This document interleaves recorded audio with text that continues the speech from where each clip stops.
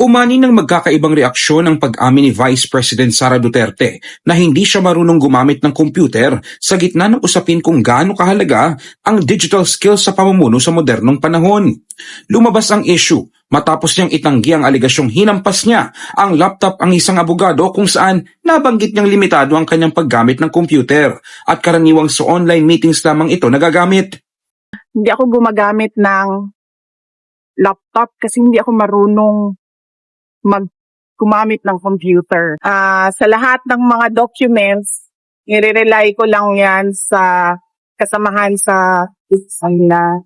Dahil dito nababahala ang palasyo dahil sinabi ni Palace Press Officer Claire Castro na maaaring makaapekto ito sa kakayahan ng isang leader na gumawa ng mga desisyon, lalo na kung balak pa nitong tumakbo sa mas mataas na posisyon. Yun ang nakakaalarma dahil nais niyang maging pangulo. Pero paano siyang magkakaroon ng tamang pagpapasya?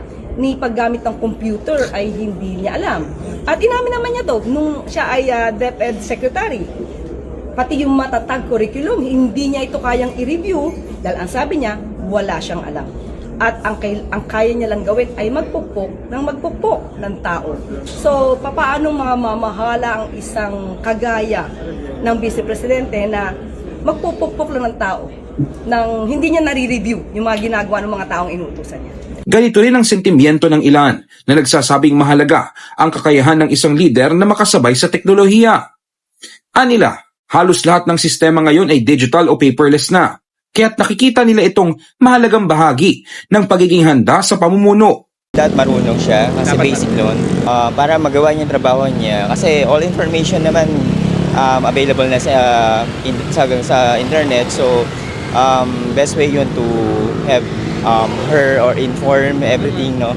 So I think basic yun na kailangan sa isang tao. May ilan ding nagsasabing malaking factor ang pagiging adaptive o yung marunong makibagay sa pagbabago, lalo na sa panahon kung saan ang impormasyon, komunikasyon at serbisyo ng gobyerno ay nakaangkla na sa mga digital platforms. Siyempre, ngayon mga panahon, kailangan natin mas alam ng nasa mataas na opisyal na marunong siyang gumamit, 'di ba?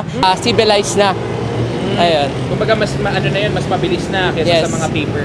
Yes. Sa tingin niyo sir, malaking factor sa isang mataas na opisyal yung hindi marunong mag-computer? Yes po. Maraming kwalifikasyon ng pagiging isang public servant.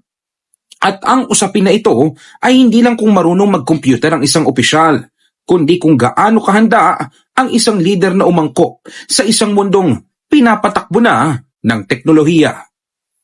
In the heart of changing lives, ako si Brigada Ino Flores ng 105.1 Brigada News FM Manila, The Music and News Authority.